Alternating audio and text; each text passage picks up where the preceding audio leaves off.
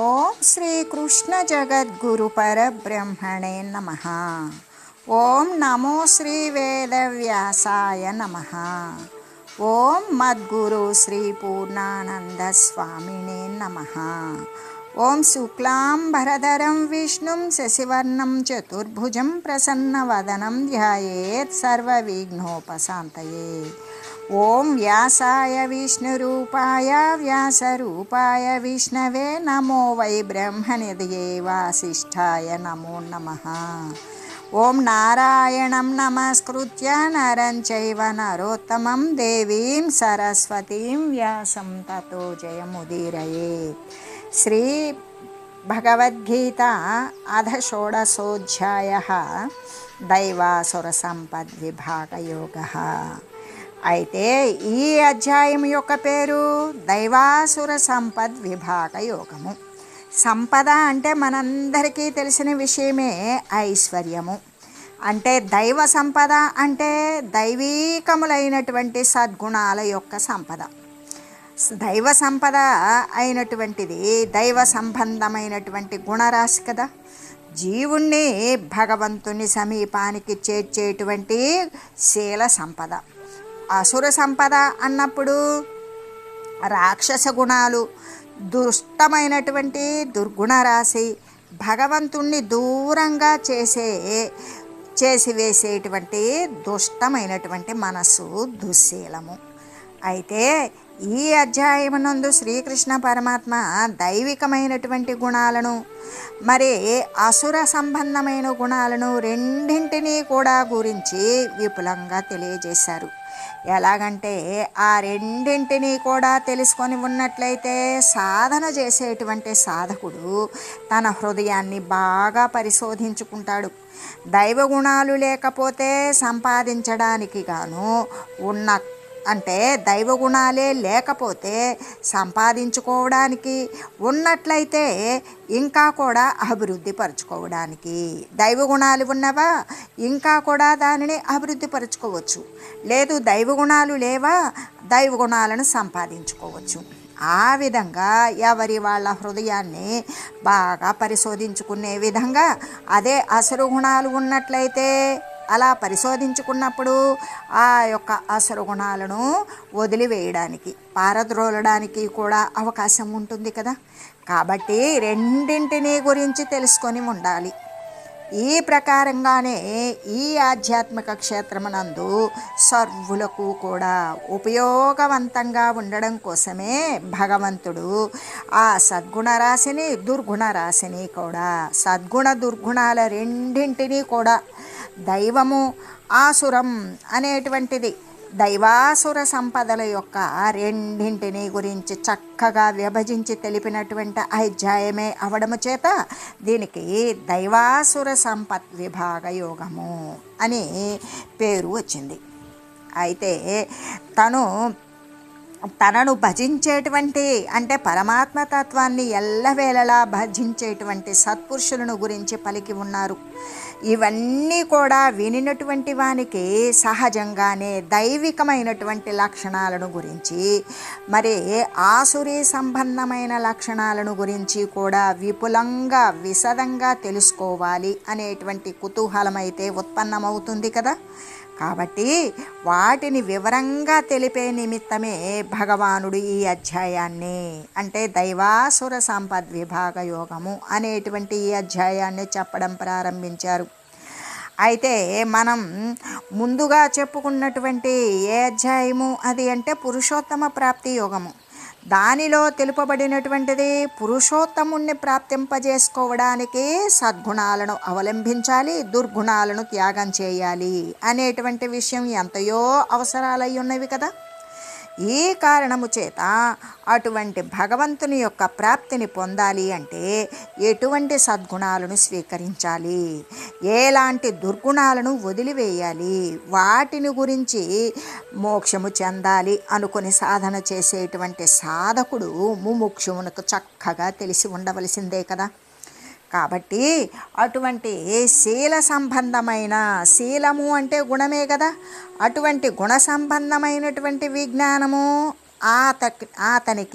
అతను అంటే అక్కడ సాధకుడు, ఆ సాధకులకి అటువంటి ఆలోచన మరి ఆతృత తెలుసుకోవాలని ఉత్సాహం కలిగినటువంటి సాధకులకు లభింపచేయడం కోసమే ఆ ప్రకారమైనటువంటి బోధలతో కూడిన ఈ అధ్యాయము ప్రారంభింపబడినది అని కూడా చెప్పవచ్చు.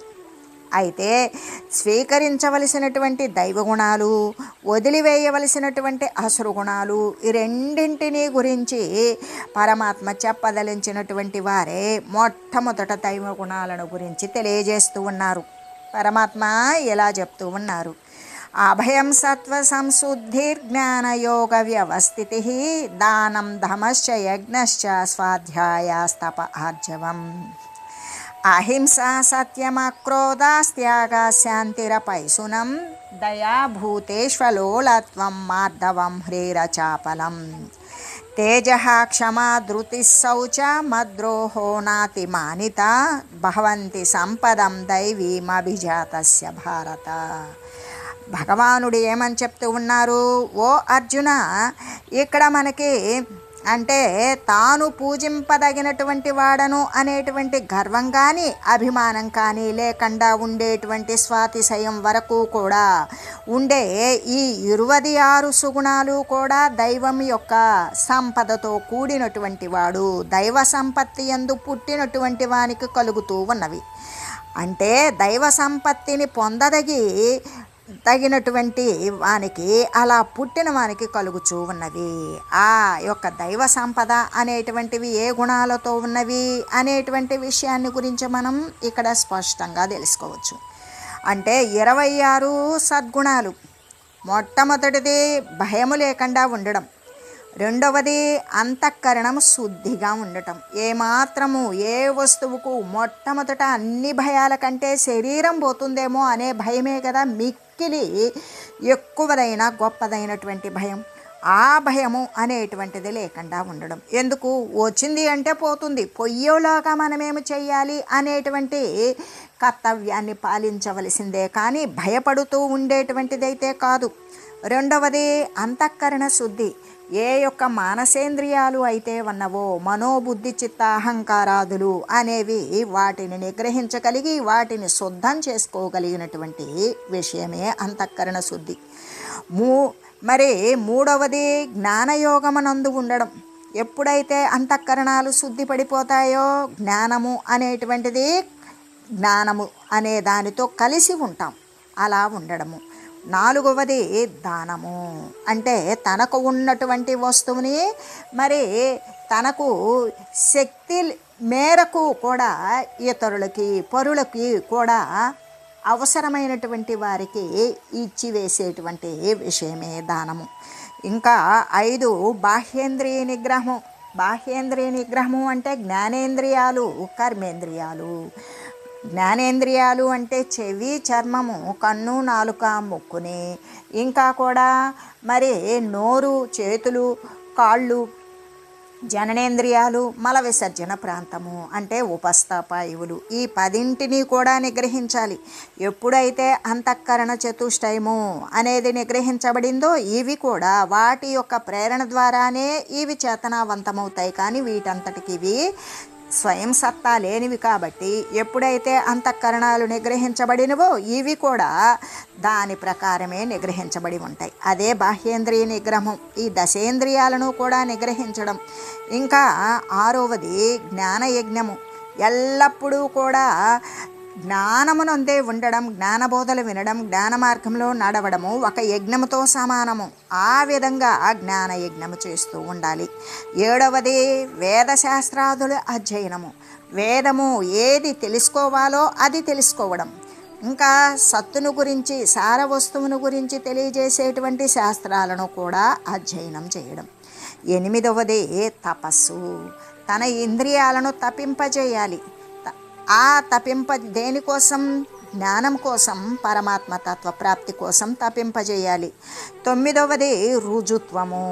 అంటే ఎటువంటి కాపట్యము, కపటత్వము అంతర్బహిర్వ్యాపకంగా లోపల ఒకటి పైన ఒకటి లేకుండా ఎప్పుడూ కూడా ఏది ఆలోచన చేస్తున్నామో అదే మాట మాట్లాడగలిగేటువంటి రుజుత్వము.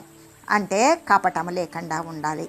ఇంకా 10వది ఏ ప్రాణికి కూడా బాధ కలగకుండా చేయడం. మమాత్మ సర్వభూతాత్మ, మన శరీరం పట్ల మనకి ఎంత ఇష్టము ఉన్నదో, మరి ఏదైనా చిన్న దెబ్బ తగిలితే మనకెంత బాధ కలుగుతుందో అలాగే మనకంటే చిన్న జీవులు, బలహీనమైనటువంటి జీవుల పట్ల కూడా అటువంటి భావనే కలిగి ఉండాలి కదా. ఏ ప్రాణికి కూడా మన ఆత్మ ఎంత ఇబ్బంది పడుతుందో అవతల ఆత్మ అనేది సర్వ ప్రాణులలో ఉండేటువంటిది ఒకే ఏకాత్మస్వరూపం.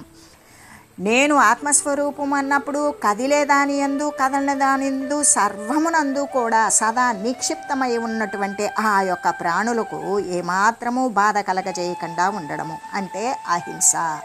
మానసిక పరమైనటువంటి మాటలతో బాధ పెట్టకూడదు, శారీరక పరమైనటువంటి మరి హింసిస్తూ బాధ పెట్టకూడదు, అటువంటిదే అహింస. ఇంకా 11వది సద్వస్తువైనటువంటి పరమాత్మను ఆశ్రయించడం. సదా సార వస్తువైన, సద్వస్తువైన, శాశ్వత వస్తువైనటువంటి పరమాత్మనే ఆశ్రయించి ఉండాలి. ఎల్లప్పుడూ కూడా సత్యాన్నే పలకాలి, అంటే నిజమే మాట్లాడాలి, సత్యం గురించే మాట్లాడాలి. సత్య వస్తువు పరమాత్మ వస్తువే కదా. ఇంకా 12వది ఏమాత్రము కోపం లేకుండా ఉండాలి. అంటే కోరిక ఉన్నప్పుడే కోపం ఉంటుంది, కోరికే లేకపోతే కోపం ఉండదు కదా. ఆ విధంగా 13 త్యాగబుద్ధి కలిగి ఉండాలి. అంటే తనకు పడనటువంటి వస్తువును వదిలివేయాలి. ప్రతిదీ తనకు ఆటంకమే. శారీరక సంబంధమైనటువంటి భవరోగాలను కలిగించే ప్రతి వస్తువు ఆటంకమే కాబట్టి దాని యందు, దుర్గుణాల యందు త్యాగబుద్ధి వదిలివేసేటువంటి మనస్తత్వం ఉండాలి. 14వది శాంత స్వభావము. ఎల్లప్పుడూ కూడా లోశాంతి కుదిరిన పై శాంతి అలరారు అన్నట్లుగా లోపల ఎప్పుడూ కూడా ప్రసన్నముగా, శాంతముగా ఉన్నప్పుడు పైన మాట కూడా ప్రసన్నంగానే ఉంటుంది. ఇంకా 15 కొండెములు చెప్పకుండా ఉండడం.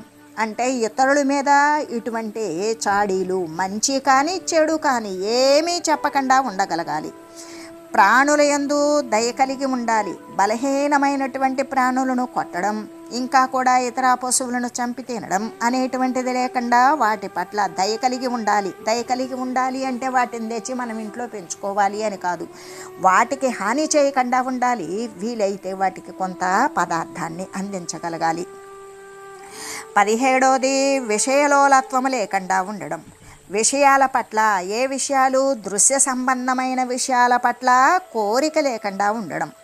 అంటే ఈ యొక్క ప్రకృతి సంబంధమైన పదార్థాల పట్ల, ఇంకా ఈ సుఖాన్ని అనుభవించాలి, స్పర్శ సుఖాన్ని పొందాలి, రూపాన్ని పొందాలి, అటువంటి మంచి రుచిని వస్తువును పొందాలి, మరి వీణుల విందైన శబ్దాన్ని వినాలి అనేటువంటి, ఇంకా మంచి సుగంధాన్ని అనుభవించాలి అనేటువంటి ఈ విషయ సంబంధాల పట్ల ఆసక్తి లేకుండా ఉండాలి. ఒకవేళ అవి ఎదురుగా వచ్చినా వాటిని చూసి చలింపకుండా ఉండాలి.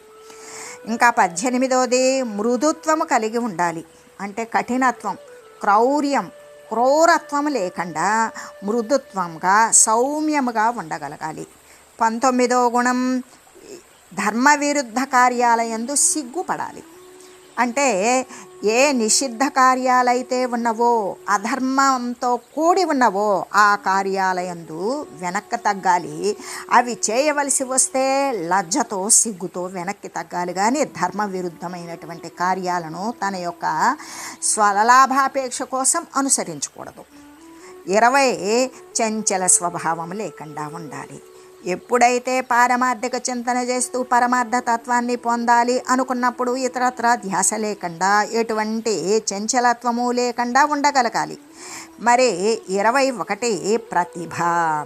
తన యొక్క ప్రతిభ ఏంటి అంటే ఎల్లప్పుడూ తాను అనుసరించేటువంటి రుజుమార్గవర్తనలో, ఆ జ్ఞాన సంబంధమైనటువంటి చింతనలో బ్రహ్మ తేజస్సు ఉట్టిపడాలి. అంటే ఎల్లవేళలా నిర్విరామంగా, త్రికరణ శుద్ధిగా, మరి దిననిసి లేకుండా ఉండేటువంటి బ్రహ్మానుసంధానంలో ఆ యొక్క బ్రహ్మముతో నిండి ఉన్నప్పుడు అటువంటి బ్రహ్మ తేజస్సు అనేది కలిగి ఉంటాడు.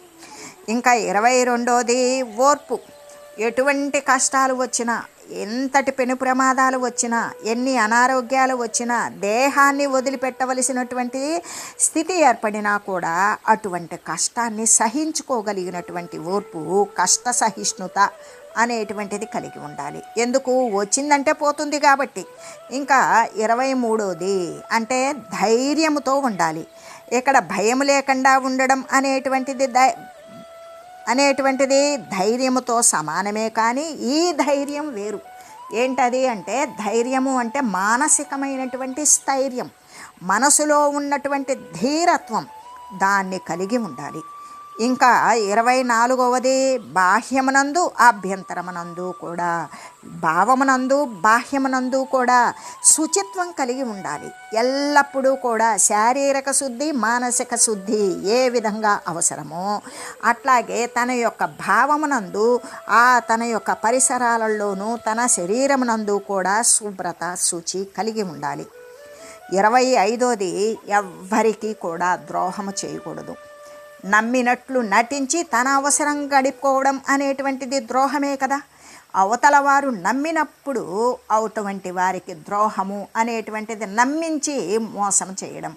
అటువంటి ద్రోహాన్ని తనకెంత లాభం కలుగుతూ ఉన్నా కూడా ద్రోహానికి పాల్పడకూడదు. ఇంకా అంటే ఎటువంటి ద్రోహ చింతనము కూడా, మనసులో కూడా అటువంటి ద్రోహము చేయాలి అనేటువంటి చింత కూడా లేకుండా ఉండాలి. 26 స్వాతిశయం లేకుండా ఉండాలి. అంటే తన గురించి తాను నేను గొప్పవాడను, నేను దైవ సమానుడను, ఏది శారీరక సంబంధమైన నలుగురు నాకు నమస్కరిస్తూ ఉన్నారు, నేను ఆర్థికవంతుడును, నేను పూజింపదగిన వాడను, నేను యజమానిని అనేటువంటి అభిమానము, గర్వము లేకుండా ఉండాలి. అంటే తన గురించి తాను గొప్పగా చెప్పుకునేటువంటి మనస్తత్వం, ఆలోచన పరంగా కూడా ఉండకూడదు అనే ఇన్ని రకాలైనటువంటి ఈ 26 సుగుణాలు కూడా దైవ సంపద యందు పుట్టినటువంటి వానికి మాత్రమే కలుగుతూ ఉన్నవి. అంటే ఇక్కడ దైవ సంపత్తిని పొందదగి పుట్టినటువంటి వానికి కలుగుచూ ఉన్నవి అనేటువంటి అర్థమే కదా.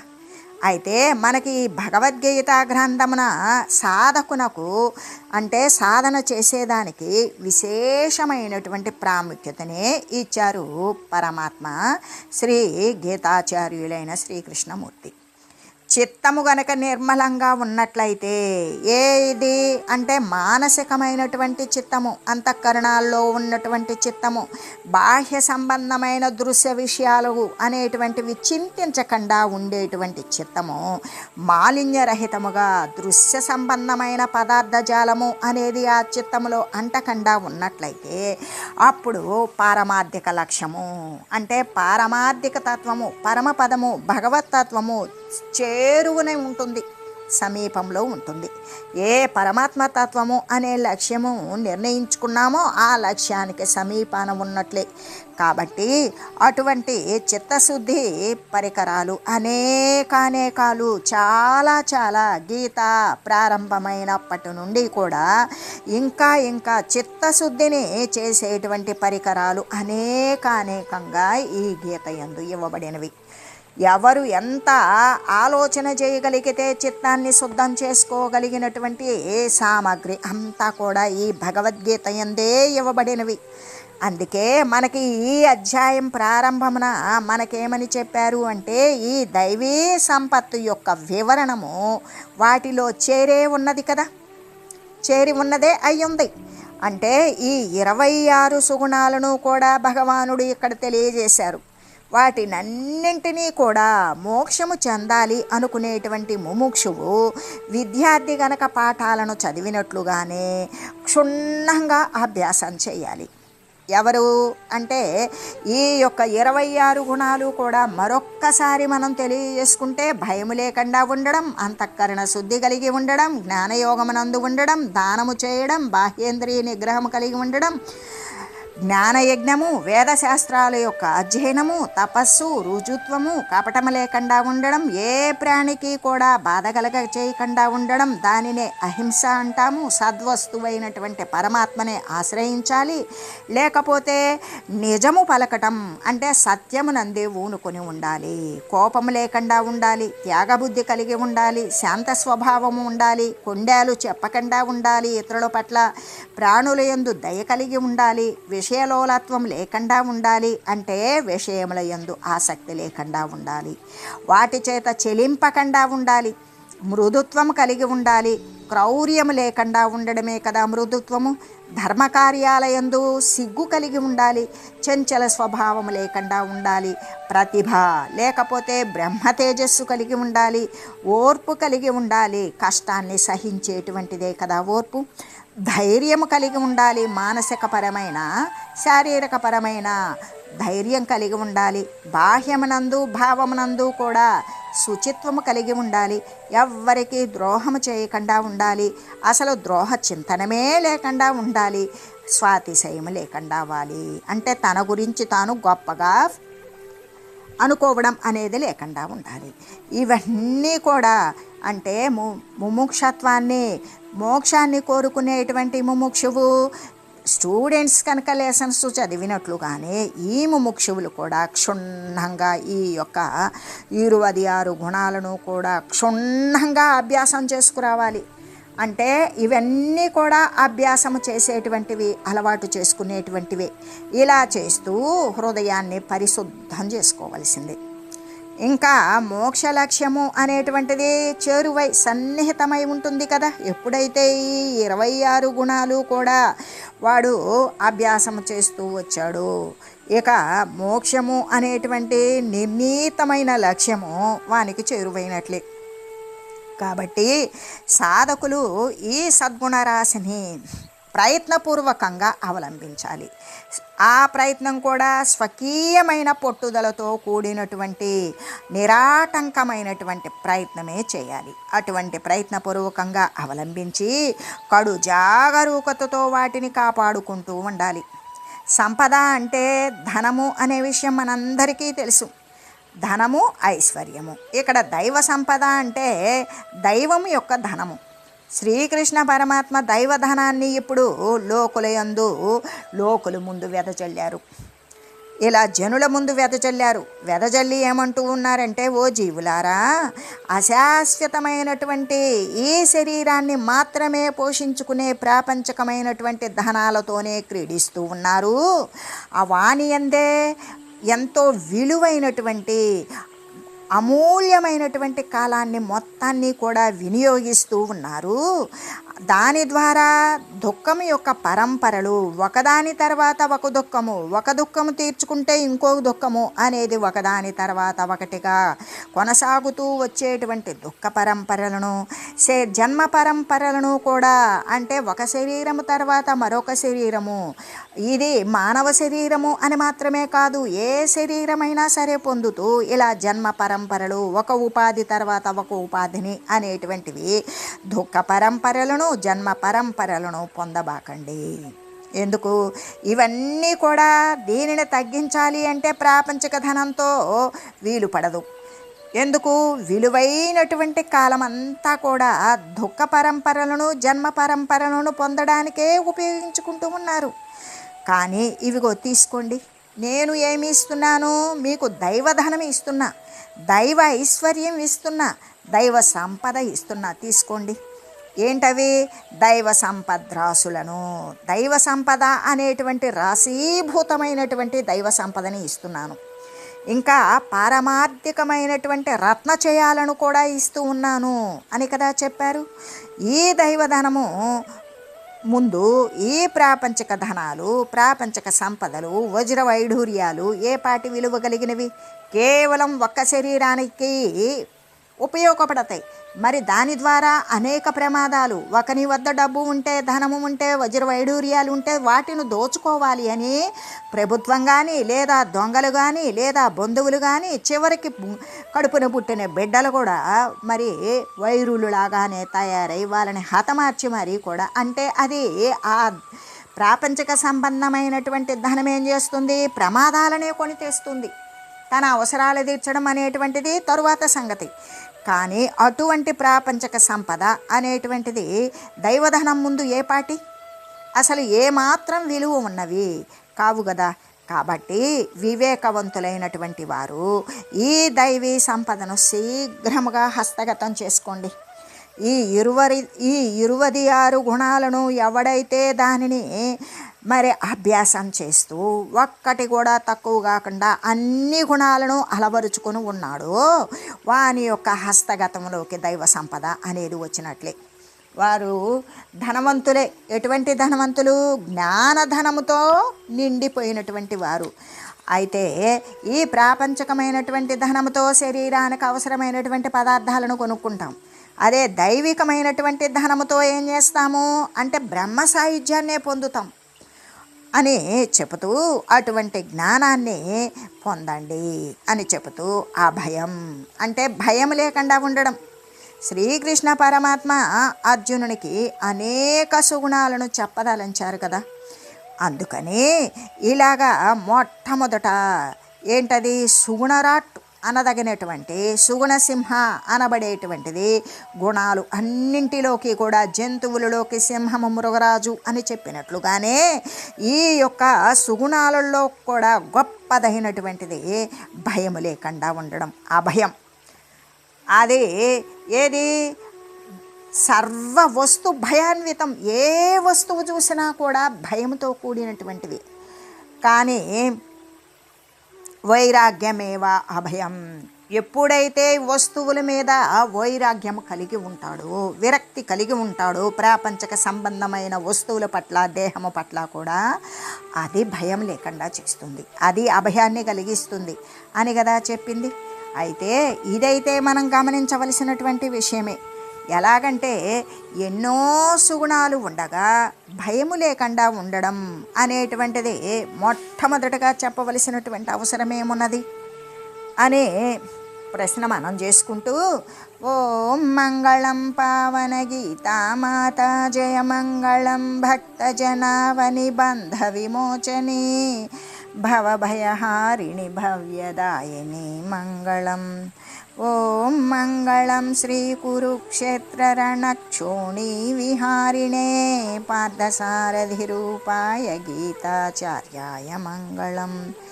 ఓం మంగళం మహత్.